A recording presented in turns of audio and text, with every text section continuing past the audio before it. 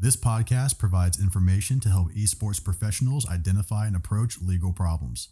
This podcast is intended for informational purposes only. Legal information is not the same as legal advice, which is an application of law to a party's specific set of circumstances. You should not and are not authorized to use this podcast as a source of legal advice. And the information in this podcast does not create an attorney-client relationship between the Law of Esports podcast, any of the lawyers or affiliates of the podcast, and any consumer of this podcast.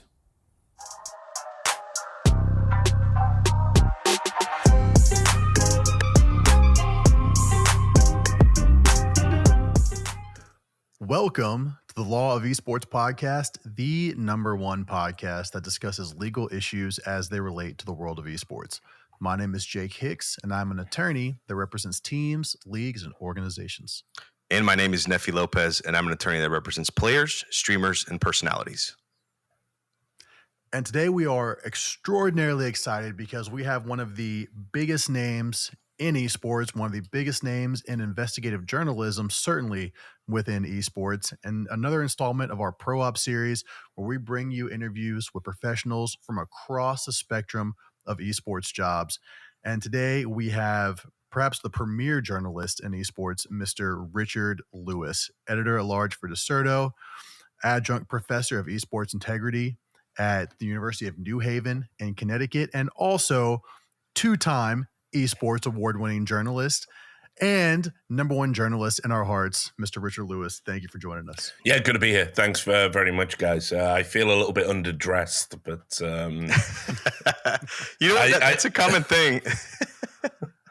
No, I spent years wearing suits. I almost toyed with the idea of like wearing a suit, but we're in an extreme heat crisis at the moment in the UK. So I don't blame you. I don't blame you. We're in Houston, and along with it being super hot, it's also super humid. So you walk outside, and it's like an instant, like just shower. You're just wet. Yeah, so, we're not big on air conditioning like here in the UK. That's sure right. You've seen the memes. Yeah, we just don't have that. Yeah. So that's rough, man. We just suffer in silence. Awesome. Well, obviously we've braving it for us, but yeah. Thank you so much, man. And you know, I'm sure the listeners know who you are. We're happy to have you on. These are one of the few chances where people like yourself kind of get a chance. You're always constantly talking about others, but you never really get a chance to talk for yourself. I know I always say it. I want to say it here, and we're excited to really get to know you a little bit more and kind of have you drop some knowledge on us, the listeners and the viewers. So let's get started off with just a little bit of background information on yourself. Can you tell us a little bit about where you're from, where you grew up? Yeah, kind of a bit of a mongrel. Grew up in the northeast of England. Welsh lineage, the surname Lewis, but obviously a bit of a mix from sort of two family lines, which were very much blue collar. A lot of miners in the family, people going down the pits as they call it. And so spent most of my time in a very small colliery town in the northeast of England where, the housing was essentially built for the local workers in the mine. And we had one local pub that we would go and drink in, which, it was a different time. I was encouraged to spend time in from a very tender young age. They would take me in when I was about, 6, 7, 8. Sit me at the end of the bar. They would feed me pub shandy, which is a little bit of beer, obviously topped up with lemonade. Kind of grew up in that environment and, always figured I'd probably do something manual myself. A lot of military people, one way to escape the existential horrors of going down hundreds of feet beneath the ground and carving rock to get coal or whatever. One of the ways you get out of that is you join the military, right? So a lot of military in my family as well. I thought that was where I was going to end up, but it didn't happen. I went to university and studied originally philosophy, but realized that was a waste of everyone's time, mostly mine, and switched to media. They had a brand new media and journalism department that got opened by Sir Anthony Hopkins. who came and opened it for us. Wonderful chap. Got to talk to him at lunch. Never really looked back. Learned about, media, American media. That's what interested me. And by the time I graduated, I've always been a big gamer. I've always been interested in video games. So by the time I got out of university, I was like, how am I going to apply what I know, what I'm trained to do, and what I like? And so essentially started pitching to magazines. Computer magazines had a much better reputation back then at the turn of the century. And certainly had a much better caliber of writer as well. And so I started pitching to them. They said, tell you what, there's this thing that's popping off. It's, competitive gaming, cyber athleticism, bunch of ridiculous names for it. Prior to the, advent of esports being the, title we settled on. So I started infiltrating competitive gaming scenes and writing about it to try and sell them the articles, which nobody bought. And eventually, and I was like using my own credit cards to fund all this shit. And in the end, basically, I decided to sort of stick around. So from about 2004, 2005 onwards, nice. I sort of became the go-to, writer across a number of scenes in esports, because I just met some cool people. I mean, I think it's like any job, right? You stick around for the people. It's not really necessarily what you do. So There you go. That's how I got started. All right, Richard, thank you so much. You just gave us a lot of information. So let's unpack that a little bit, right? You kind of gave us a full timeline of when you started to now you're covering esports. So let's kind of start off at the beginning, right? Obviously Jake and I, we're both athletes. We used to be, at least, maybe not anymore. We know that you yourself actually used to be into sports. Can you tell us, kind of what happened? Where was that dividing where you said, you know what, instead of pursuing sports, I'm gonna go with esports and focus on video games instead? Yeah, I mean, so when I was at university and all prior to that, I was very into youth sports. Again, it's just what you do in kind of like blue collar kind of neighborhoods. But what was interesting was obviously it was all football, growing up, and then I had a growth spurt very early on. When I was 12, I shot up, so I'm the sort of same size now as I was then. And they threw me into rugby. So rugby was a new thing to me. Played a lot of that growing up, was a relatively hard worker and had my, head screwed on about as much as any teenager. But just wasn't really good enough. They didn't quite have the grades to go to the next level. But played it all through university and stuff. Did some boxing as well. Did some MMA. Back then it was back then it was before Brazilian jiu-jitsu had really taken over. So we did what they used to call shoot fighting, which of course got massively discredited because of some of the frauds and phonies that were involved in it. But I had a shoot fighting coach that did that for a while. Once I started, getting into that office life grind, to being a salesperson and which is what I had to do to pay the bills. Because you don't walk into a journalism job unless you're a posh wanker from London with a father that runs a newspaper. I had to go and be a salesperson. And so I was like waiting, for a big opportunity to come through. And while you're doing that, you're getting old, you're getting fat, you're getting bald. Basically, when I was doing sports, big drinking culture in rugby, and I loved the drinking. That was my favorite part of the game, really. But the problem is when you stop playing the sport and you stop training, but you keep the drinking in your life, terrible things catches up with you. Terrible things happen to the physical form, as you can see. So I basically quit. Had to sort of shelve all of that. There's only so many hours in the day. And, when I got really serious into I enjoyed a little bit of the notoriety and status that came. It was like kind of interesting because, I got to the top of the esports journalism hill very quickly because it's not really a hill. It's more like a speed bump, There wasn't a lot of people doing it. And honestly, the quality was absolutely terrible back then. And there was like no one had any training. It was literally people doing it out of passion, doing it because they wanted to try and chronicle what was happening. So yeah, I enjoyed it. I enjoyed all that notoriety and attention I got at the start, and probably as much as the people. That was like another big influence in sticking around, if I'm honest about it. Nice.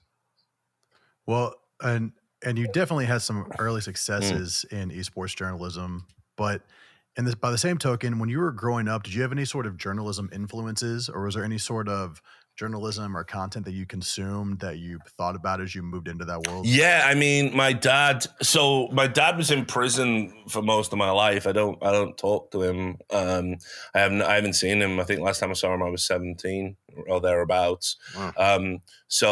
But whatever. Like, these guy's a psychopath. So fine. Don't need that in your life. But when I was young, we used to go and visit him in prison. He served in a maximum security prison. Very unpleasant experience because obviously they have to search the kids as well, when you go in there. But he gave me a book because he was big into his gangs and gang culture. And I remember one he was allowed to give me, he checked it with the warden and everything. He gave me a copy of Hunter S. Thompson's Hell's Angels. And I must have been, again, you're talking about 10 years old. I was exposed to a lot of things I probably shouldn't have been a lot sooner. But I remember getting that book and being like, I don't really care about this. It's all a bit stupid. But I read it, and I didn't know who Hunter S. Thompson was. I didn't really know who the Hells Angels were. I didn't know why my dad was giving me this book or why he thought it would be appropriate for a 10-year-old child. But I read it. I read it at a very young age. I was quite an advanced reader. I was pretty isolated as a kid because I grew up in a very rough council estate, as I said, in the colliery, where it was all, when I say council estate, I mean government-owned housing, very low-income families. There was a lot of violence on the estate, a lot of sort of petty grievances settled. I spent a lot of time indoors reading books, and obviously it was the best way to escape the kind of drudgery of living in an environment like that. And so I read this book, and I was like kind of blown away by it. And so I started to see, by the time, I hit my early teens, by the time I was at school, I was kind of like reading these very adult books. But yeah, it's a bit of a cliche.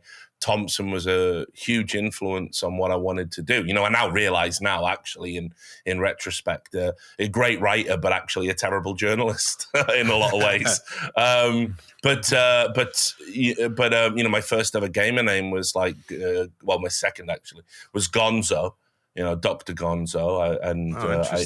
I used to have that for a long period of time till I hit about 2010, 2011, when I was like, listen, we really should drop these gamer nicknames. They're really juvenile. And it's very discrediting. So that's how I sort of became just plain old Richard Lewis. But yeah, so Thompson was a huge influence, which is probably the only thing I've actually got my father to thank for inadvertently. So cheers, Dad.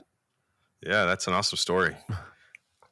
Now, that's incredible. So you go through university. Why esports? Was it just a random opportunity that appeared for you, where you're like, this is something that just kind of fell into your lap?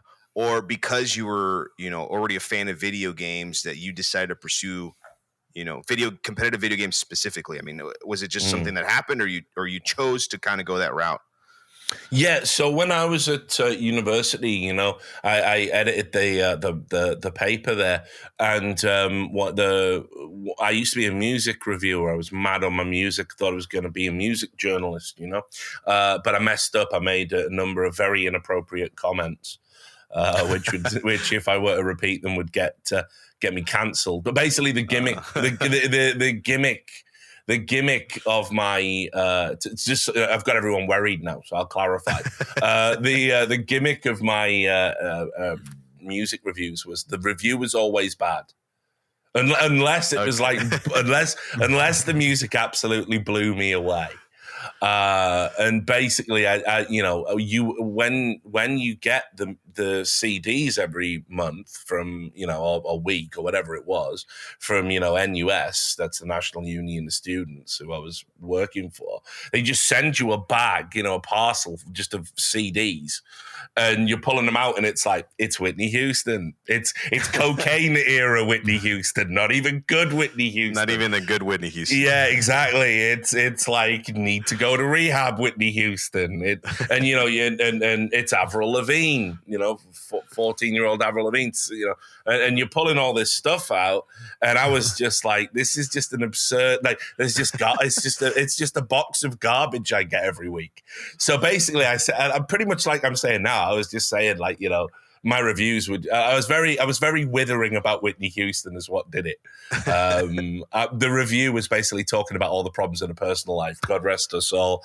I was young. I didn't have a handle on the horrors of addiction and bad relationships. I was very flippant, and so I made some pretty withering comments about her music, her life trajectory, and NUS just said you can't say this.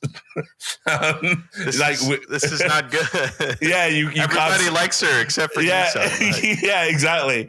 They said you can't be this mean. Essentially, was the order from the top. So they pulled me off. They pulled me off music. They said you can't do the music anymore because all the record labels were threatening. You have to send a copy of the review back to the PR person that sends out the CDs, and they are going, this guy gives 1 star to everything we send. Look what he's written about Whitney Houston. We can't do this anymore. And so they said, don't worry, we'll fire him from the music. And then they said, look, no one really cares about the video games. You can do the video game reviews, but bring somebody else in to do the music. So I said, all right, fine. I just want to keep the job, want to stay on as editor of the paper. And so I started doing game reviews. And I was already a big gamer, as I said, but this sort of was interesting because I had to think about things like game design, had to think about things like, the kind of viability of something being a 2-player game, a good 1-player game, narrative structure, all of these things that kind of like creep in. This is before everyone was hammering on about, Ludo narrative dissonance and other wanky terms like that. So every time like the 2-player games would kind of come in, I was kind of always watching which one had like a popularity, which one had an almost status and a swagger, like what it was worth being good at. And I think the first one must have been the first one where I really started to understand what esports was when I got Tekken 2. We had a big Tekken 2, and there was like a bunch of Tekken 2 tournaments around Britain, and I got invited to go to some of them. And I went, and it wasn't glamorous. It was like 20 dudes in a barn hunched round a big LCD, not even an LCD, just one of those big like TVs that like if you stare at it too long it like burns your shadow into the carpet. But that was my first kind of exposure to people actually competing for prize money. At the same time I was hearing rumblings about the StarCraft, which I'd played, and how well that was doing in South Korea. And so, when I was already kind of au fait, if you like, with esports as a concept and it existing, and when I got an opportunity to do a bit more about it, it was kind of like, oh, okay, yeah, this is a real thing now because we've been talking about it for a few years. Okay. So it sounds like you got into it pretty early on, man. If you're sitting in a room with 20 dudes playing Tekken, and we're talking about StarCraft, which is, I think it's along with some of the fighter games. I know the fighting games, those kinds of games, and I know there's a lot of different ways to sort of label those. are some of the first ones. But StarCraft, I remember whenever that first started, it did become huge in Korea first. And so was that really, I mean, obviously that Tekken experience was one of your first ones with esports being in person. And I know exactly what kind of those TVs you're talking about, because they were still around as I was, growing up and playing and watching some of these tournaments early on. And so tell us a little bit kind of about how, so it sounds to me like you were working for this organization, and was it a newspaper or? Yeah, basically how it works is every university in the UK is under the kind of umbrella of the National Union of Students. It's like a political group, but then being in the National Union, being ratified and recognized by NUS confers certain constitutional rights, if you like. And one of those constitutional rights is you have the right to a college paper, a university paper, which is to be funded by the university. So basically, I was the editor of our, version of that. And and obviously NUS as well creates certain provisions like getting music CDs and video games and running and connecting you with PR people to do like competitions, like for the readership. Like one for example, one term, we had, it was the best term of my life. They connected with Southern Comfort, the drink. And they were running a poker tournament. It was when Texas Hold'em was first really taking off, and they said like basically what you were supposed to do was run some poker tournaments, and they would send you some bottles of Southern Comfort to give out to the winners. Now they were supposed to send like a bottle for like first, second, and third, and there was like there was monetary prizes as well. But for some reason, they sent me a case, so 24 bottles of Southern Comfort. And so I wrote back to them and I said, "Oh, there's been a mistake. You've sent me too much Southern Comfort for the poker tournament. What do I do with it?" And they said, "Oh, we'll get back to you." And that somehow got translated to they didn't get the Southern Comfort, so they sent me another case. So I had 48 bottles of Southern Comfort, of which I was only obliged to give away 3. And I'll tell you, I only gave away 3. And the perks. Yeah, and me and my friends plowed through the rest, and I've never been able to touch Southern Comfort again since. That'll do it. Yeah, can't stand the smell of it. So that's basically what it was like. It was, it was a frivolous publication, really. That was kind of like done on other people's dime, but I had to oversee the, machinery of it. I literally had to print it out physically, bind it, get it all ready and then take it to the printing press where they would put it through and mass produce it, and then I had to distribute it. And I had to do all this to deadline. So it was a really good, it taught you a little bit of everything about journalism, essentially, not just the writing, but also the nuts and bolts of producing a magazine. Interesting. Well, was your column early on, all in print, or was some of your column web-based as well? No, this is like, so when I went to university, we didn't even have the internet in our rooms. That was like you had to go to like this office with computers in, and you had to buy your time or log in, like essentially. Yeah. And they would give you X amount of internet. And I feel like that's such a wild concept for younger folks, but I mean that's kind of the internet we grew up when we used, and there's still a thing, internet cafes and paying. And obviously your guys' currency is a little different, but like 50 cents or $1 for 15 minutes or 10 minutes of internet or 30 minutes. And so, man, and so you were in there early on. So let's kind of backtrack a little bit and let's talk about the evolution of esports, you seeing it as sort of, I guess, a journalist, right? It started with Tekken. You saw StarCraft. Let's pick up at StarCraft. At what point did you notice, holy cow, this is going to be like a world phenomenon, or this is something that I need to keep being involved with? Well, I'll be honest. That one never really went in. Like StarCraft comes out in like '98.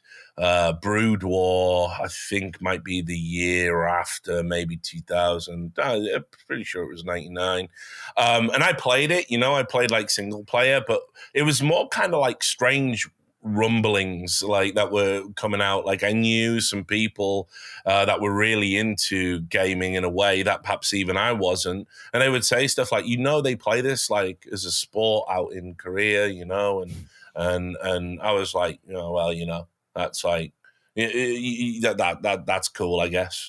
Because you're always raised in the West. One of the big tropes of that used to get hammered on television is, aren't all these foreign countries like strange? Aren't they strange to like, to us in England and America, particularly Japan, which was always presented as this like, almost utopic,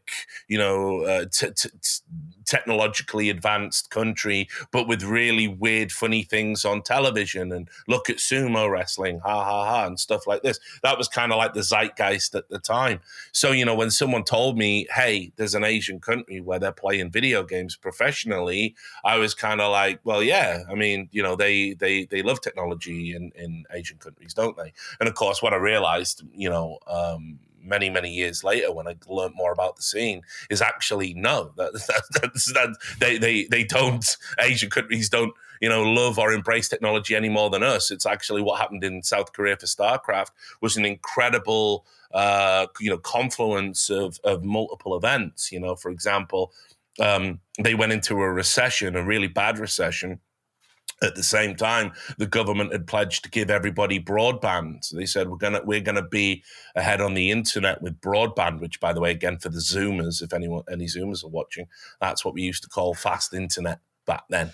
The government had said, we'll give you all broadband. And then on top of that, there's a recession. Then on top of that, they have trade embargoes on Japanese equipment. So they don't play consoles. They play PCs. You want to own a console in South Korea at that time, you have to be incredibly wealthy because of the import tax on a Nintendo or a Sega. So everyone's going to PCs. Then you've got this recession. So how do people get themselves out of recession? Well, one of the things the government was advising was start a small business. And one of the things that was incredibly cost effective to do was to stick a bunch of PCs in a room and with your government mandated broadband and basically run a LAN cafe. You could even get startup loans for this, even in a recession, to do it. So you end up with PC ban culture, LAN cafe culture. People go and they play StarCraft, which happened to be unbelievably popular. Why? Because you could take that disc and install it on 60 PCs, 100 PCs, 1,000 PCs. You didn't need a code for each installation. So that's how it took off and became so popular. And so, when you learn these things, it was like, no wonder they put that on television. It was culturally relevant. It had really, permeated the consciousness over there. It's not just because they like video games more than the average Brit or whatever. So, it was kind of like, I didn't find this out until many, many years later. I was very dismissive at the start. But from about 2004, 2005 onwards, my jam originally was the FPS games. Like I'd seen fighting games, they were like, meh. I'd heard about StarCraft. I was like, single player campaign's pretty good, but I'm never going to get to South Korea in my lifetime, am I? I'm just a working class kid, so whatever. And then obviously the FPS games, particularly Counter-Strike, that's what was popping off in Europe. That's what everyone was playing. And I got out of university just at the same time Valve had dropped Half-Life 2, the Source engine, and of course, obviously, the first famous popular mod they made was Counter-Strike Source, which I played, having played a little bit of previous versions of Counter-Strike, and that was what really took over, my life and my interest in esports. It was that particular game, that particular scene. Wow. So, about what year did you move into being more committed to journalism? So by 2005, I was writing for a blog. That's obviously now defunct. Everything's defunct from 2005. But I was writing for a blog called Source Junkie, It was run by a chap called Junks. I won't give his real name because he was a character, you know. And keep in mind, because of the Hunter S. Thompson influence, I'd spent a large period of time convincing myself I could be a very good journalist by simply turning up to events, drinking heavily, and then writing about the things my drunk brain tells me are accurate. And so that was essentially the style, you know. I was trying to embrace that gonzo journalism. It's all a bit cringe looking back. But Junks, who ran Source Junkie, he was the same. He was a coke fiend. For example, he got invited to the BAFTAs when they started doing gaming awards one year, and I don't know why or how, but he took 2 escorts. He took like two he took 2 Eastern European escorts with him to the BAFTAs and was walking around with a girl on each arm, having pictures like taken of him. Like he was famous. That's and awesome. That is so awesome. he was like the dude that ran this like stupid little Counter-Strike source blog for absolutely no money. It was him and a guy called Penguin. So anyway, you know, what they very quickly realized was the benefit of being small was that we could say things that would piss everybody off. It's around this time I started, because people associate me with investigative journalism. I started the first ever esports gossip column, I think. Although there's a lot of dispute because I guess for Kaka, the Swedish one kind of was that.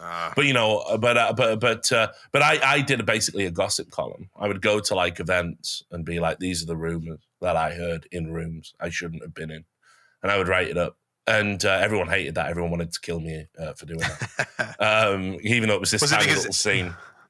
Is it because you were saying things that were controversial wasn't lining up with like sort of the mainstream? Yeah, but also everyone was just super sensitive. It's so crazy, like looking back, because Counter-Strike Source, like especially in 2005, 2006, it's like barely a scene. It's like you basically paid to play. Essentially, you would go to a LAN, you would go to an event, and you would lose money by the end. Because, you know, the prize money you would win, if you were lucky enough to win any, wouldn't cover the costs. It wouldn't cover the drinking. So people paid to play, you know, like that was the motivating factor to win a LAN in the early days, in the Counter-Strike Source scene at least, was to maybe you can cover the bar tab. Just to break even. Yeah, pretty much. So that's how we were doing it. But basically, I would go to these events and everybody hated me. I would write up diaries of the event, which again was essentially me, you know, going, you know, taking a bunch of speed, staying up for 4 days, and just boom, just bash, you know, like a student with with exams, just stay up for days, bash it all out, submit it, and it would just be raw, and it would just be what was happening and what people were doing and saying, and everybody hated it. Like the readers liked it, but if you were in the scene, everybody hated it. It made players look bad. It made people look unprofessional. Although, you know, real talk, you should be unprofessional. It wasn't a professional scene. Right. You know, you should be having fun, but people hated it. I used to do seedings as well. I would be like, these are my predictions for an upcoming Counter-Strike Source tournament. And I would just be brutal. I'd be like, that team is terrible. This player in particular is an onliner. He probably cheats. So this team's going to get blasted out the tournament. I can't believe they're seeded 6th or whatever. And people used, you know, there was one year, I mean, I had players threaten me all the time, but there was one year where I'd done one of those write-ups, and a team that I'd said were going to go out in groups were caught on a recording on like TeamSpeak or Ventrilo or whatever it was back then, threatening to stab me. They were planning a knife attack on me, and one of the guys on there recorded it, and they were like going, okay, well, the security's usually at the door, so we'll go over and distract security. You walk in, you shank him, and I got the recording and I sent it to the people that were running this LAN. And I said, "You got to ban them, right? They're like planning to murder me at your event." And they and they said they've already paid for their tickets. Maybe you shouldn't come. So no way. yeah, so that's how popular I was at the start. But yeah, from 2005, 2000 onwards, that was basically when I fully committed to it. I was all in, because the alternative was, let's say I was working a sales job. I sold. What do you call it? Like subscription TV packages to people, porn and, sports. Like HBO, movies. I guess, whatever version they had back then. Mostly porn. And I was very big in the UK, you call people up, you want a bit of ooh la la on your TV, But that and then selling mobile phones as well, trying to sell mobile phone contracts in one of the most impoverished parts of Britain. Sounds rough, man. Sounds rough. Sounds like, it's a tough sell. Yeah. Oh, it really was. Yeah. Hey, you've got no money and no credit rating. Would you be interested in this? I need to sell a contract that's worth £800 minimum over the year to hit my commission. Please come in and let's see what we can do. So, I was doing that and I was like, that sucks. And then eventually I got a break with the Championship Gaming Series about 2007, I want to say. I finally actually got a salaried job in esports. So. And that was going to be my next question. And Jake, we're probably going to ask the same question. Honestly, is at what point did it turn into like instead of a net negative, right? You're spending money, drinking, going out, partying with these guys, versus actually turning it into a career that you can pay your bills with. Yeah, it's probably, it's roundabout. Then you have to understand, like, I'd missed getting any money in the first esports bubble, which was around CPL.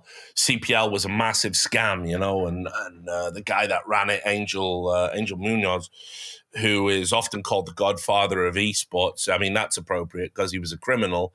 Like he still owes tens of thousands of dollars to people. To this day, there's people that played in those tournaments that won prize money that have not been paid. Never got paid. He was in a documentary quite famously called Frag, where he's bigging up the CPL and how it's a passion project for him. And he was telling those guys that filmed that documentary, please don't film my house, because I don't want people to see I've got a massive extension and a pool and all of this stuff. So he was a guy that he got wealthy off the early esports dream. Not a lot of people did. That bubble popped. I'd missed it. I was in a scene that was so small and community focused. I wasn't making money anyway. So a bubble bursting couldn't affect me. There was nothing to lose. But by 2007, News Corp, Fox, the Murdochs, they are like, okay, this esports thing will be good. Let's go hook the youth. Let's get them in, and we'll throw some money at this project. And they started something called the Championship Gaming Series, which was to bring in, Counter-Strike Source, Dead or Alive, I think was the fighting game. Was it Project Gotham Racing? Was the racing game? FIFA. We're going to throw it all together, and you build a team, you build a franchise. It's going to have a name. It's all going to be regional, and we'll put it on TV. And they dropped $60 million into what was meant to be a 5-year plan. And that type of money was unheard of in esports at that time. Now, I was writing for free at a website called Cadred, which is a terrible name. You'll notice, all these websites have awful names, don't they? But that was because it was a Finnish team website. It was a very good Finnish team called Insignia Cadre. And so they just added a D at the end of Cadre, Cadred, and that was their team website. That became one of the biggest news websites. They're Finnish. It's okay. Like I've got a lot of Finnish friends who run my Discord. They're a very stoic group. They're not, their language, by the way, as well, is a nightmare to like, just look at it written down. I don't know how anybody can speak it or pronounce it. But anyway, Finland were a very early, like Sweden and they were very early, taker-upper of esports. And so the Finns had a very big presence, had this website. They had all Finnish staff, and then they hired an English-speaking contingent. And then that English-speaking contingent sought me out, stole me away from Source Junkie, And then they were official coverage partners for the Championship Gaming Series, which was this Murdoch project. And so through that, they said, hey, do you want to go and cover this? And I went, yeah, of course, man. This is like huge, right? Why wouldn't I? So I went, and on day one, I'm checking into a hotel. Funnily enough, I live in Birmingham now. The hotel's terrible. I know it. It's on New Street. It's actually garbage. And they put us up in this hotel. I see it all the time. It always makes me laugh. But anyway, I'm in the lobby trying to get checked in. And there's this other guy he's pale, really thin, and he just looks tired and bedraggled. And I'm like, oh, you all right, dude? And he's like, yeah, I'm just here. And he's Irish, He's like, I'm here for this Championship Gaming Series. And I went, oh, yeah, me too, right? And he went, oh, are you a player? I went, oh, no, too old for that, man. I'm a writer. And so who are you? What are you in? And he was a Project Gotham racing player. Called Neo Jake, I think. Anyway, he worked in a Blockbuster in Northern Ireland, I think. Blockbuster, remember them? And he basically quit his job, sold all his shit, got on a boat, got on the ferry, and came over to be in the Championship Gaming Series because he thought he could get drafted and win. And he was, like I said, Project Gotham racing player. And I was like listening to his story, and I was like, oh shit, man, that's like crazy. Not a lot of people really push all their chips into the middle like that. So I got up to my room, I got checked in. I said, good to see you, man. Like best of luck in the tournament. I got up in my room, and I was kind of like sat there bored. It's a tiny little room. It's about half the size of this office I'm in now. And I'm like, get my laptop out, and I think, you know what? Can bash out 1,500 words pretty quick on that, dude. Setting the scene. There I was, exhausted and hungover in a hotel in Birmingham. My God, why am I here? Blah, blah. And, trying to channel that gonzo shtick I used to do. And I started writing up this guy's story. I called it Neo Jake's Big Sacrifice, I think it was. And I filed my copy. I'd already got my article out of the way, the daily article I had to do, filed my copy, sent it to Cadred. They send their articles onto the CGS. And I go, right, brilliant. Let's hit the bar. Work done. Yeah. Done. Work done. Yeah, you're done for the day. Ain't it great to be a journalist? So I go to the bar. I'm knocking in, shot on a brew. Get wrecked, meet everybody. Brilliant. Go to bed. Wake up the next day. Got an email. We need to see you immediately, like at the event. And what have I said now, and get there. And the head of the Championship Gaming Series coverage is there. Big guy in a suit, And I'm there with like the guys I know from Cadred. And he goes, did you write that piece about the Irish guy? And I went, yeah, I did, yeah. And he went, that's exactly what we're looking for. That is it. You've got it. That's what we're trying to do. We got to win hearts and minds, like big, like bombastic guy. Hearts and minds. We got to make people believe this is real. We got to make people believe that this is worth sacrificing for. Sacrifice, perfect word. Love it. Love what you did. Who are you? Where did you train? No. And it was just like, boom, like just hyper, like I'm hungover, like, oh God, this is like yeah. Anyway, he said, right, well, you don't work for Cadred anymore, you work for us. We're bringing you in. Well, you're our lead features writer for the Championship Gaming Series. Talk to him, he'll get you set up. We'll pay you. How does $1,000 a month sound? Well, yeah, sounds great, man. It's better than nothing, right? Better than what Cadred aren't paying me. So that was it. That was the first job. I got super lucky with an article, and I said to Cadred, I guess I don't work for you anymore, guys. I'm going to be over here. And they were like, yeah, well, we'll double print all your stuff. And so I got a promotion on day one. And then funnily enough, this is what's really crazy, but I know the story's already gone on a bit long. But I actually got a promotion again by the end of the week. I went from being like the senior features writer to the head of all European content coverage because of what I was doing. And so, and then got fired. Get that, and let me just tell you how that ends. I mean, because a lot of people think I got shit canned when the CGS went under, but that's not true. That's not what happened. They already hated me. because somebody sent them in photos of me on a rugby tour where I was like, we were all drunk and silly hats and trousers around our ankles, as is the way. And they said, look at him, he's very, very, very inappropriate. And so they gave me a warning over that, saying, you're in the public eye, you need to think about how you behave. I'm like, all right, guess I'm a celebrity now and have to worry about people taking my picture. But then what happened was, I went and I covered a story about a team. London Mint, their Counter-Strike team, and they had internal strife. They were having lots of problems. And this really spilled over into two of the players having a physical fight. And so I wrote an article all about like how hard these guys had worked and how these guys had, kind of like they were friends. And back when they played amateur Counter-Strike together, but the money and the spotlight had brought all this tension upon them. And now suddenly, if you had a bad game, you weren't just letting the team down, you were potentially stealing away a life-changing opportunity. And that putting the tension through that lens changed everything. So I wrote it up. Exactly as it happened, like that. They had a fist fight, sent it in. Same guy who loved me and said, wow, you're catching the raw sacrifice and the passion of esports, said, we can't print that.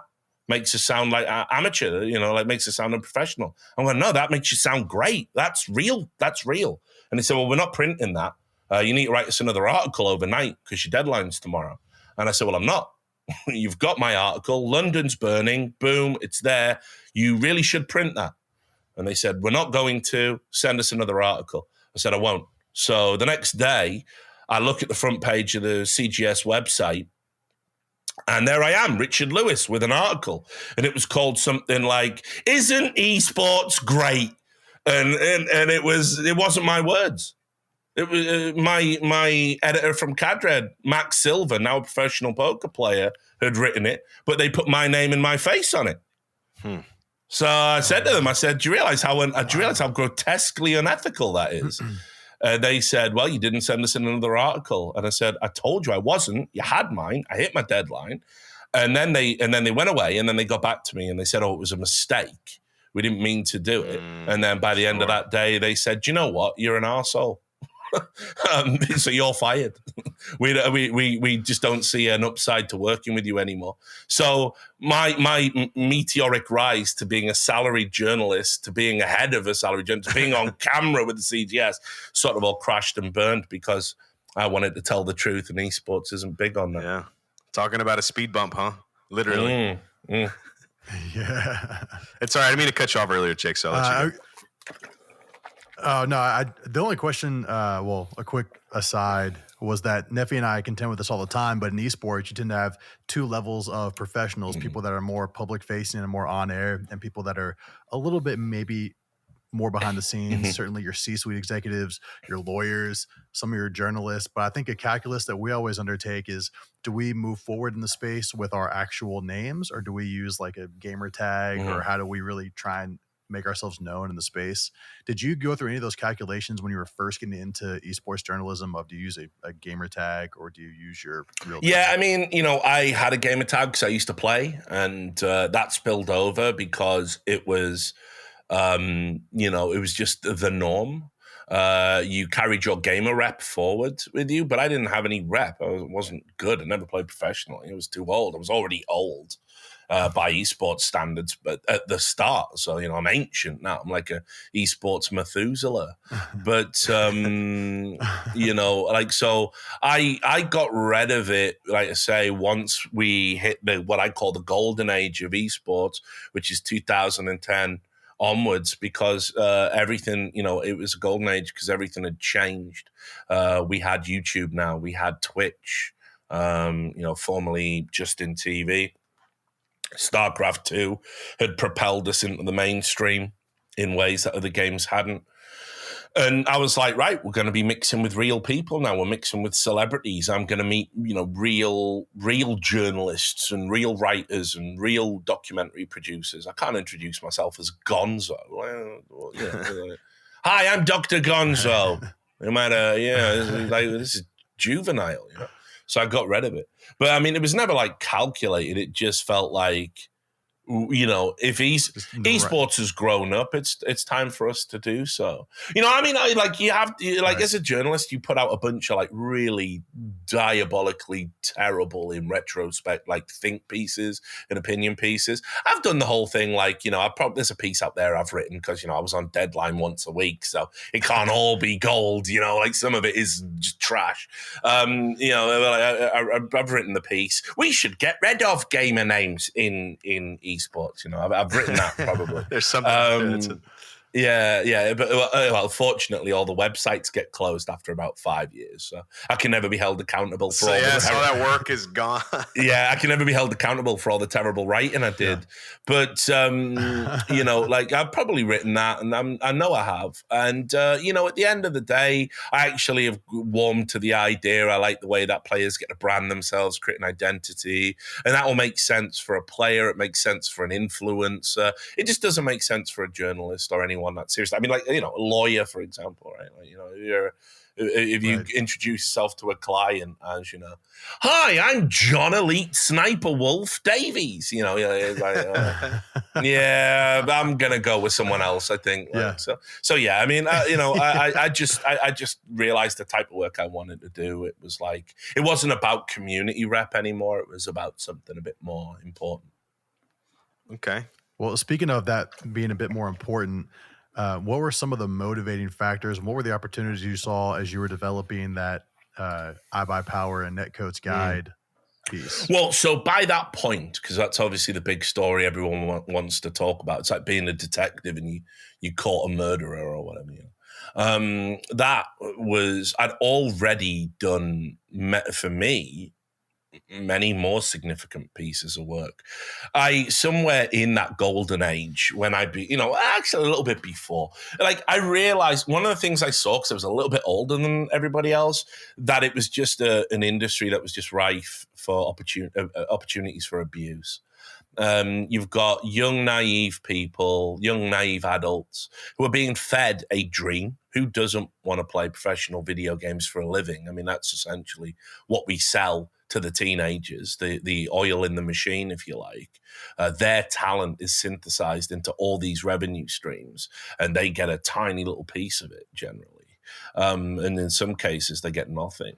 You know, so how the typical, you know, machine. The way esports works is this: a guy who has failed in business, but has a little bit of money, enough to buy a nice suit, identifies esports as being a great area full of opportunities because it's full of young, naive people. They come in, they're older, they're physically impressive, they look good, they're eloquent, and they're talking to very under-socialized, typically teenagers who just want to do what they love. And they promise them, if you do X, Y, and Z, I will give you the world on a plate. And they get exploited. And I saw so much of this. People that were lying about the money they had, contracts that weren't worth the paper they were written on, players being ground into dust by just constant, do this for the sponsor, do this for the sponsor, practice 10 hours a day, do this, and not a penny in compensation. And I hated it. When I got my weekly column, which was called, wait for it, Gonzaria. I chose that. I like it. Yeah, I chose that. It was literally called The Dark Stinking Tides of Esports. And it opened with the famous quote from Warren Buffett, which is, it's only when the tide goes out you can see who's been swimming naked. And that perfectly summed up all of the smoke and mirrors and bullshit that was going in esports. And I saw kids. It's not just financial exploitation. There was other much more sinister stuff going on. Some of that obviously has come out now. We got some of the monsters. We've had our Me Too movement. But there was a lot of really sinister shit. And every time I thought I was going to get out, because I wasn't making money on this, you understand. My girlfriend is like, Richard, you're a grown man. You've got holes in your shoes. Why are you doing this? With your CV, you can go get a real job. But, you know, I had to stick around. How'd you walk away from that when you're the only person talking about it? I would have let all of those kids down. Right. And so, by 2014, I am the guy that breaks that story. If somebody is doing something bad, if a contract is exploitative, if someone's manipulating players, if someone's breaking promises, I'm the guy that writes about it. Everyone telling me year after year, all the people, Richard, have you ever thought about writing about how good esports is? No, I don't need to write that. There's millions of people that'll write that story. Richard, if you're really hurting the industry by writing about if the industry can't survive that type of scrutiny, it doesn't deserve to survive at all. And so by 2014, I did a story called I can't remember what fancy title we gave it, but basically what had happened was, there was a player at an organization called Meet Your Makers that were playing League of Legends, which was the big game at the time, still is. And this player wanted to leave, and he joined them when he was a kid. And so his mother had signed as a whatever they call it, guardian. That's it. And anyway, I got a recording of a manager threatening that player, saying, your mother's on the contract. If you leave our team, we'll put her on the streets. We'll take her house. And he was banging doors and punching walls and intimidating this 17-year-old kid. And I ran that story, and that guy got banned from working in the League of Legends ecosystem. Now, that to me is much more important than, I Buy Power. Yeah. But anyway, Right. So, I mean, by the time the I Buy Power story came along, it was just like we'd created a bunch of, Valve had accidentally created the first ever cryptocurrency with skins.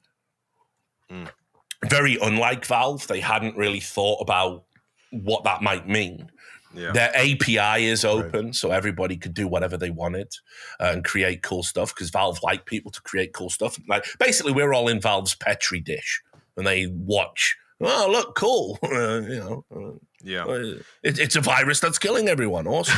And they're like the mad scientists, And so when they created the skins, and all of these skins casinos that weren't age gated came up, unregulated gambling.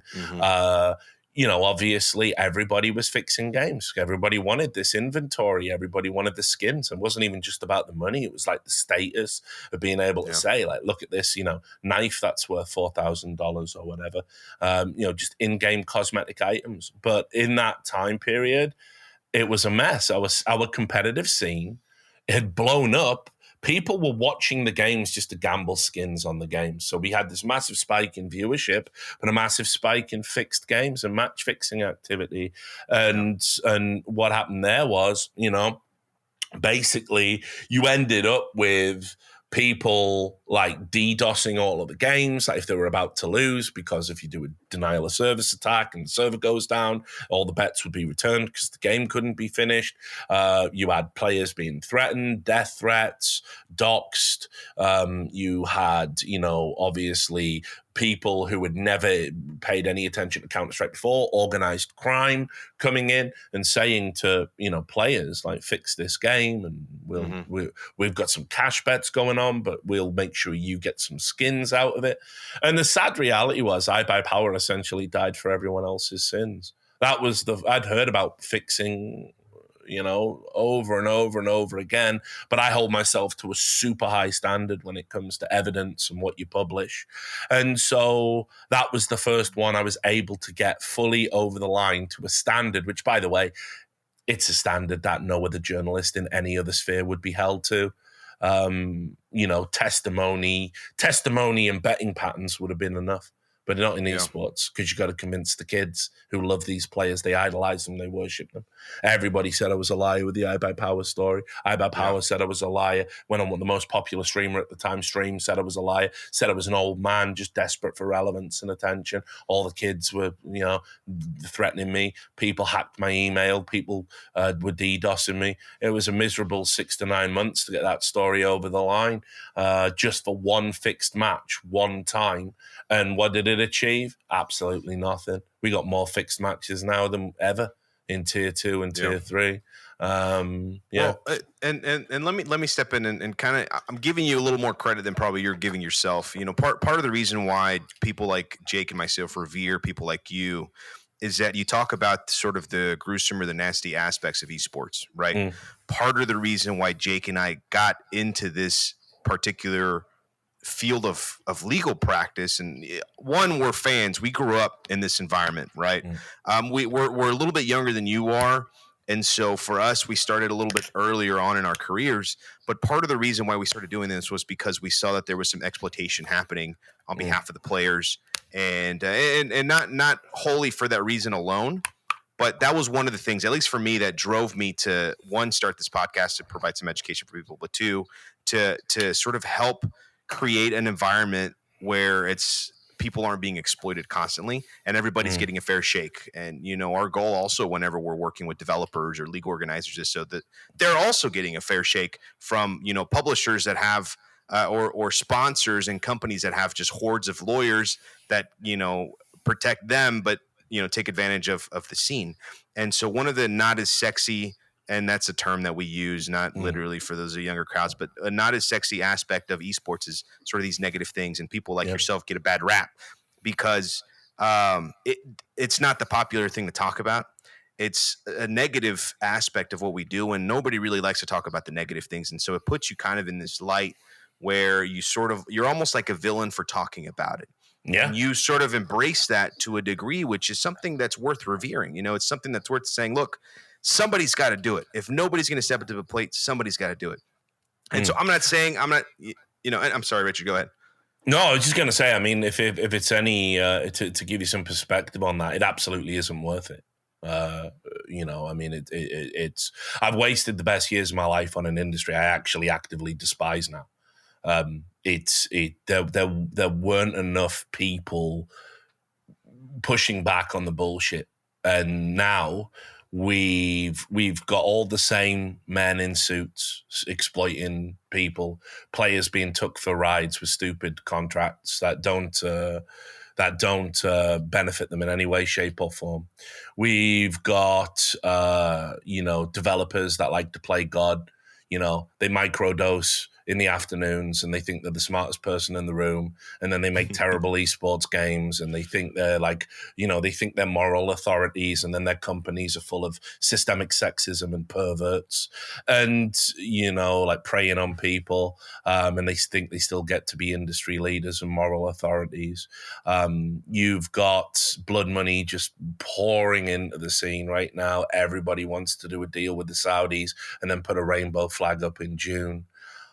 It's terrible. Our industry is awful. And, you know, if I could go back in time and have a serious talk with myself, I would pull me out because to see the state of the industry now, it hurts.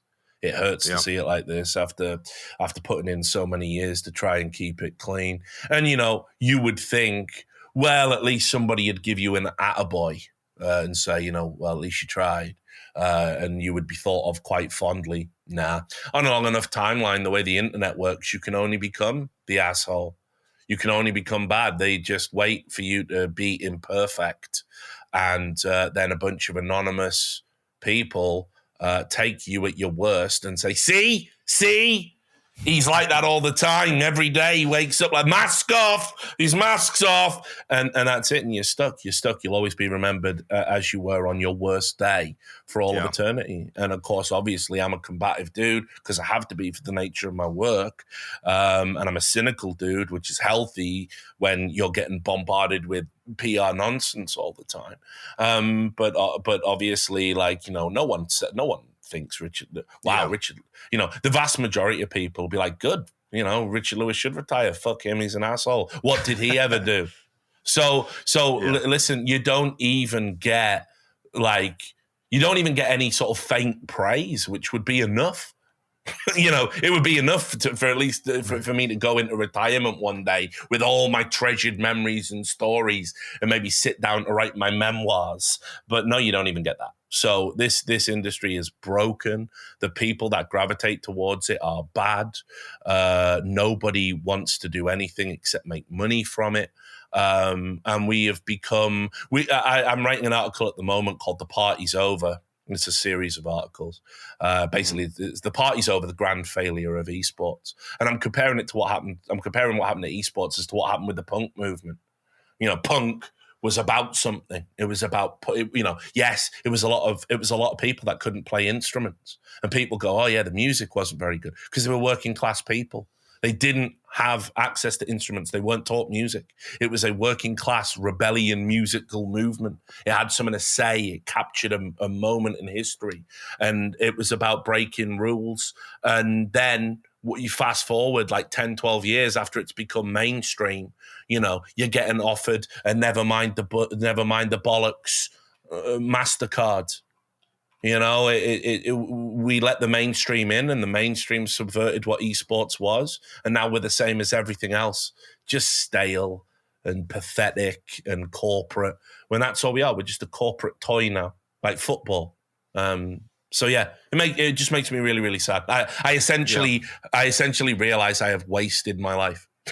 So it's not a great feeling, but it is what it is. Yeah, and it's tough to hear. Well, sorry, Jay, go ahead. I was going to say, well, I think Nefi and I may disagree on that one because you certainly had a huge impact on us and our drive to bring a legal framework into the esports space.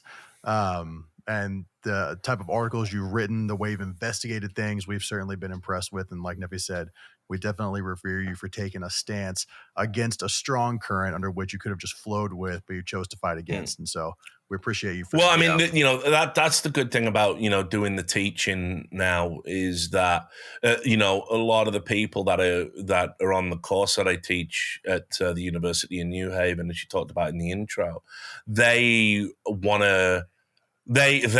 haven't had a lot of exposure to esports and the things I have, and they know I feel this way.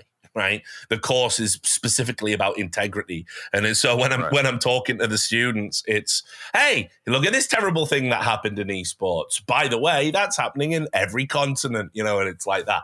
So, but they want to come in and make a difference, and kind of take up the standard, if you like. I think I tell them you're going to be in for a hard time, but don't let me put you off. I was going to say you crazy kids, but actually a lot of them are mature students as well.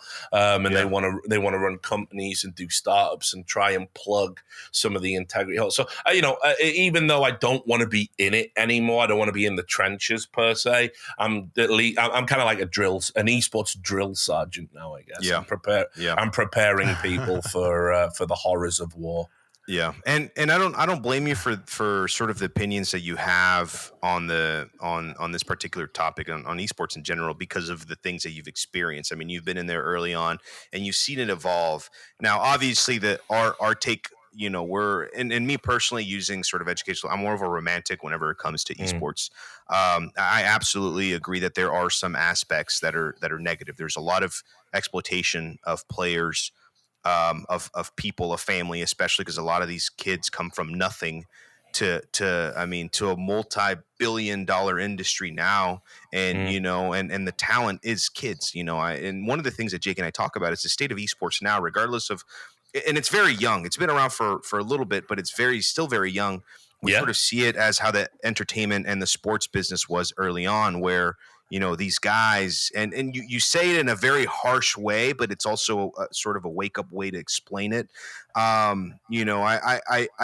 look on it a little more positively in that there are some people in the scene now that are trying to make a difference. Do I think every single person that's in the scene that owns organizations that is looking to make money are bad people? No, because the ecosystem depends on folks with money that see the benefit of it. Right? Inherently, it's a business at the end of the day. Should you exploit people for profit? Absolutely not. And that's something that Jake and I are trying to make a difference in. Something that there are people in the industry that are trying to make a difference. Is it going to make a difference? Big picture, nobody knows, right? Obviously, your take is it hasn't changed yet, and so maybe not, or probably not. And like I said, I'm a romantic. I like to think that things are going to be better. Especially with certain games like CS:GO, which is one that you're very heavily have been in the scene. Is more of a European thing. It's very popular in NA, but we all know that NA doesn't compete with the rest of the world as far as those particular scenes. And, I think the laws are catching up with the scene, and to potentially avoid some of the very negative things that you've seen and that you've experienced and that you obviously have personal knowledge about. um and that's the thing, right? People hate to hear these kinds of things coming from you, because a lot of people like us grew up with this stuff, have a sincere like and love for esports and the scene, and it's sort of offensive to them to hear things like what you Yeah, say. very, very much so. Yeah. And people don't like that. People don't like whenever something they love so much is spoken negatively about. That's just things in general. And so people like Jake and I, we hear negative things on a daily basis, and we understand there are people that are like you that have experience and don't have such a positive view on the scene. But that's the reality of it, right? Mm. Is that there are some negative aspects. Now, obviously, I'm not as pessimistic as to the scene. I think there is inherently good. I think a lot of people will be able to fulfill their dreams doing something that they love, and hopefully not get exploited for it, and are smart and seek counsel whenever they're doing anything to avoid being found in these situations, like a lot of the things that you've experienced. And so, unfortunately, that's the sad reality is, this is a growing, and I don't know if I would say these are growing pains, but this is sort of the dirty and nasty side of, whenever money is involved, you're going to have crooks, you're going to have people that exploit, you're going to have people that do things to benefit themselves, whether it's at the cost of somebody else or not. And so, and it's something we talk about. I mean, nobody talks about ESIC. Jake and I have already done an episode on ESIC and the importance of the Integrity Commission, because it's a big deal. And a lot of this stuff is sort of in the shadows. People don't even know that ESIC is a thing. People don't know that there's a governing body. And, and I mean, recently there was a big tournament where there was a few coaches that got in trouble for, doing things that they shouldn't have, and everybody was very, very everybody saw it negatively, and they were upset and they were mad. But you have to hold people accountable. That's the purpose of ESIC, for example, and just that's just one example. And so it's one of those things where we can have a really, really long conversation about it and talk about all the negatives and the ugly. But to be fair, there are some good things about it, and I know you say that if you could go back and do it all over again, you would change your mind and pull yourself out. Me, for once, and I can only speak for myself, and Jake might echo my feelings, is I'm glad that you didn't. And I'm glad that you stayed in there, and I'm glad that you've done what you do, because we need people like you in the scene, right?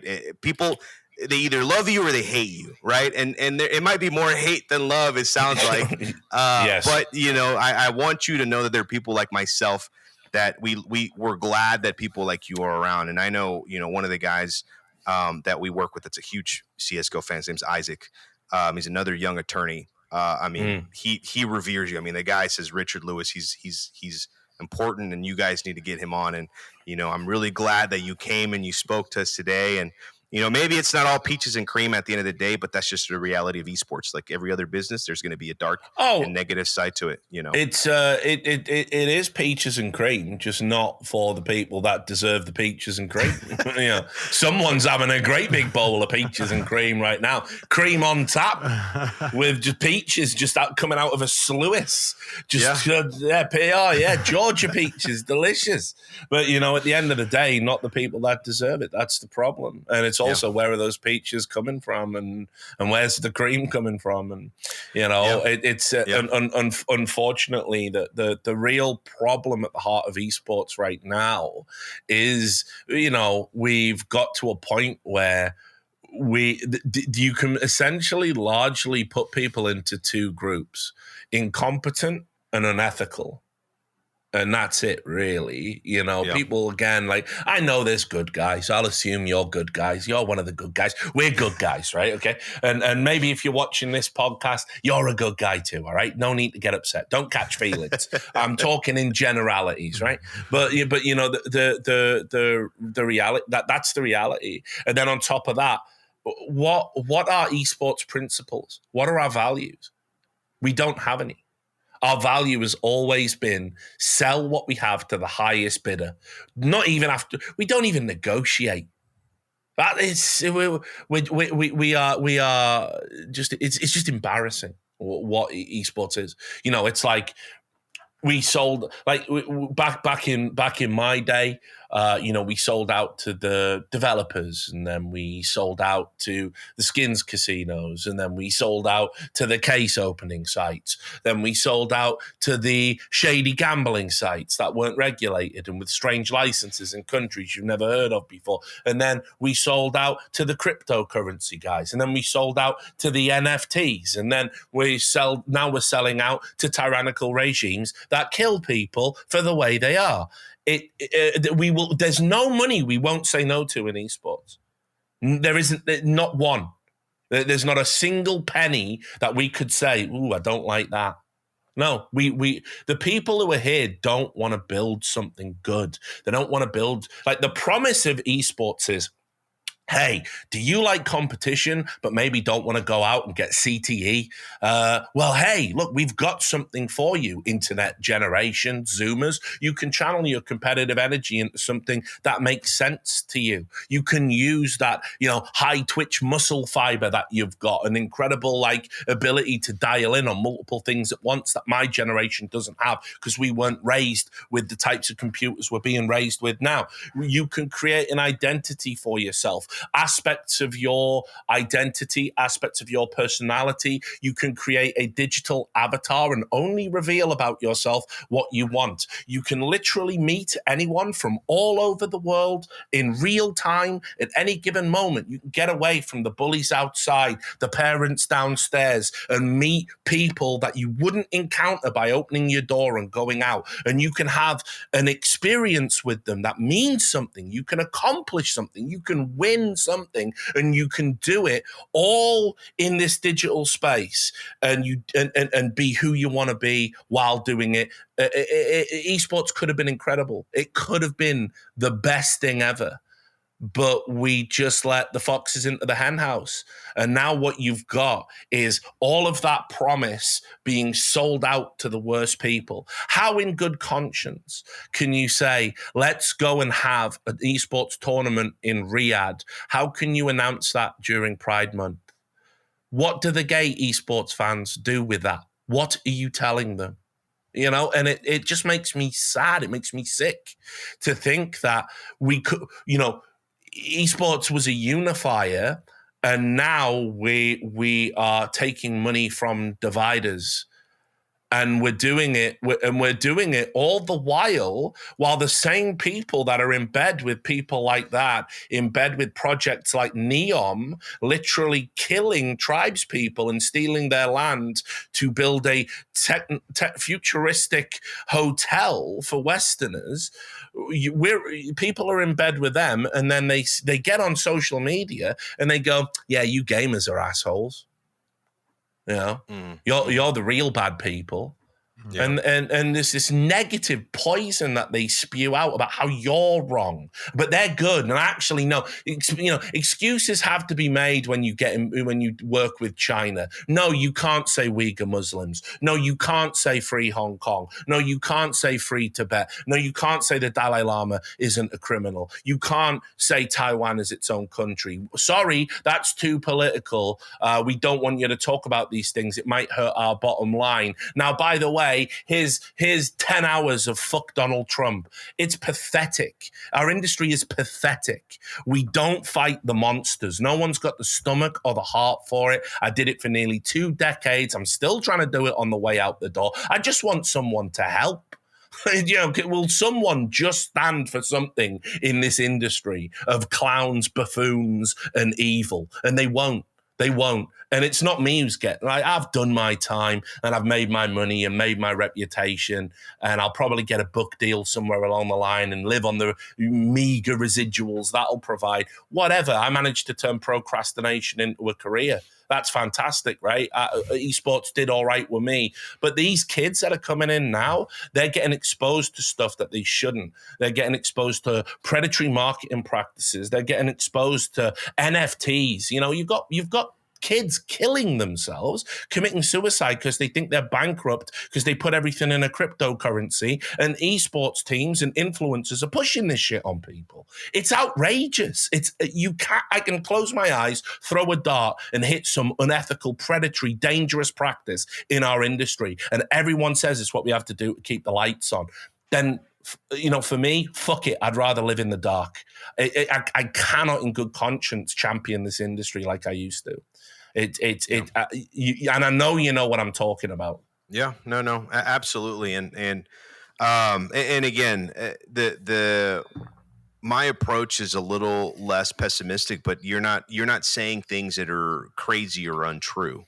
And for I mean, like I said, what you're saying is it makes sense, and it's sadly, these things, esports, like FIFA and Qatar with the World Cup. I mean, just human rights violations, and it's unfortunately a common practice, and it's really a sort of a virus, I feel like, in these types of industries where money's involved. It's called sport washing. It's called sport washing, and it's not limited to esports. It's kind of across the board between that with golf and a variety of other F1, some other sports.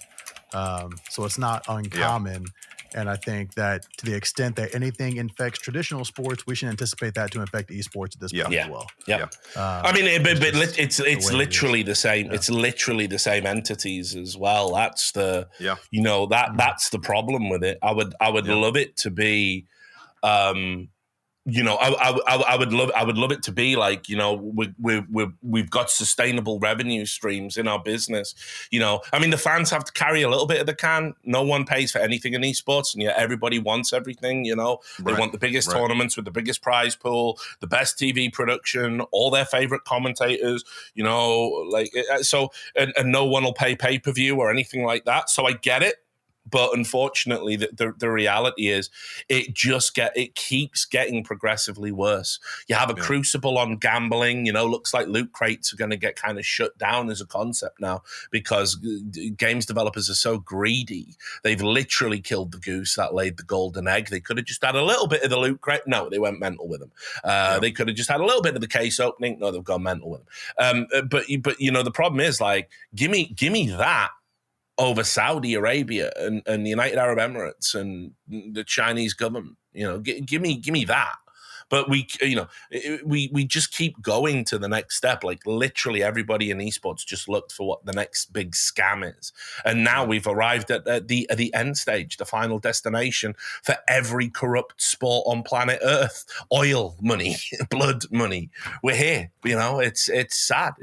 I never thought it would get to this. I always thought we'd draw a line before we got to here, but we just didn't. We never did. Or rather, the people that drew the line didn't count. They're not important enough. And this is sort of a new territory for esports. Maybe not for other sports or things of this nature.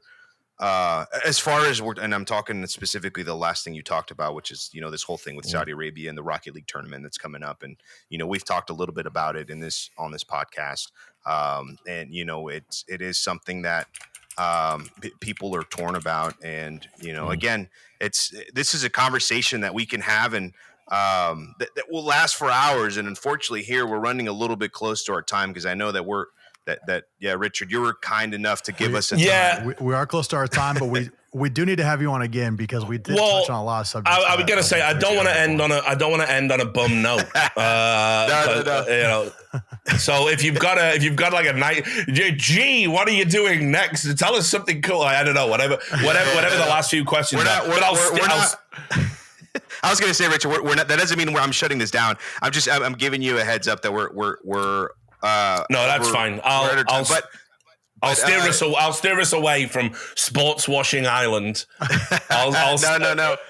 And these are things. Things that we have to sort of bring attention to, right? Jake and I aren't so naive to ignore these types of things. Our job, especially as attorneys, are to make sure that whoever we represent, whoever we're working with, are getting a fair shake. There is inherently going, and that's just the nature of business, right?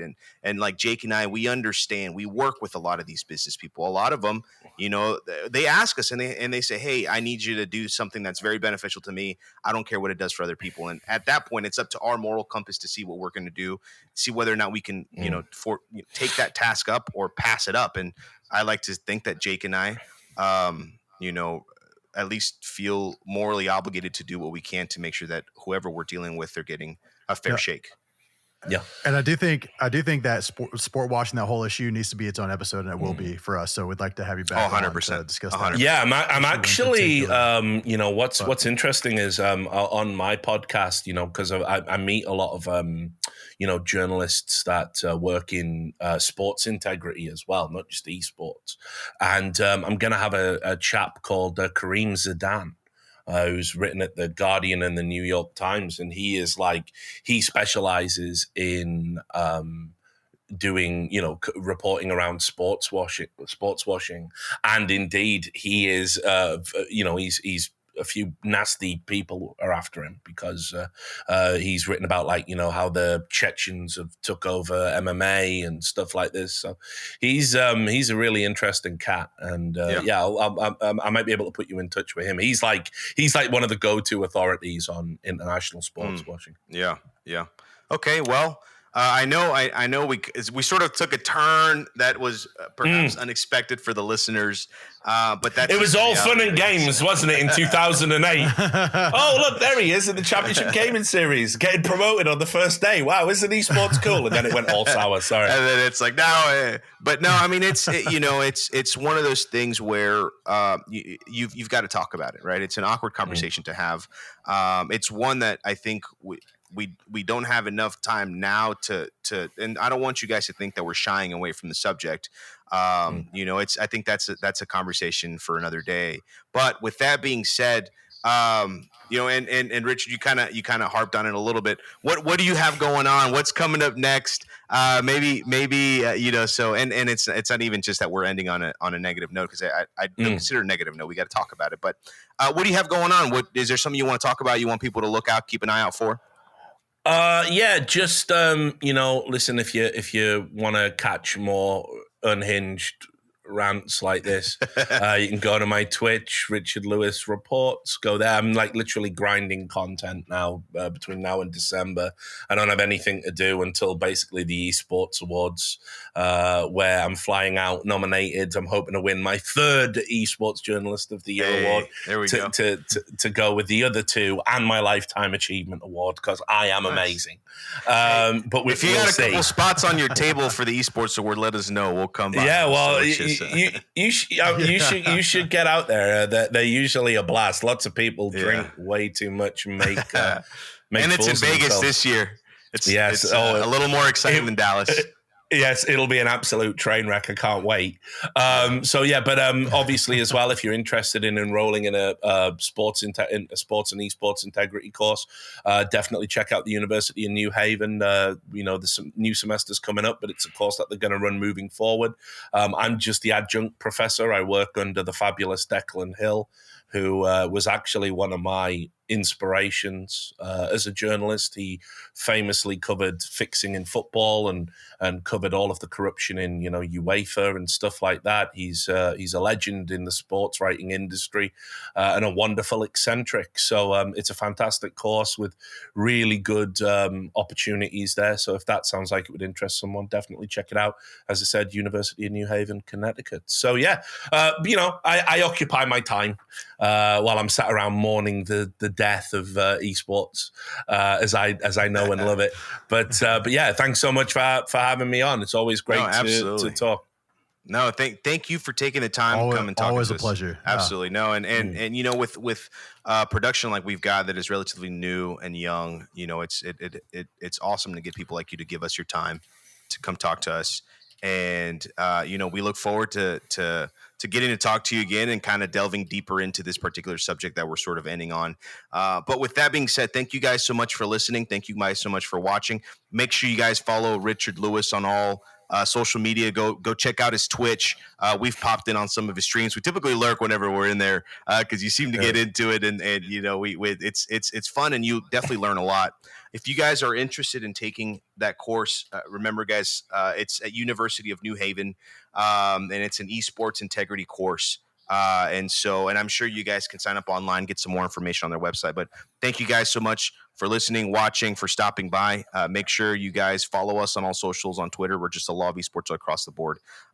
Thank you guys so much, and we will see you guys on the next episode. See you guys.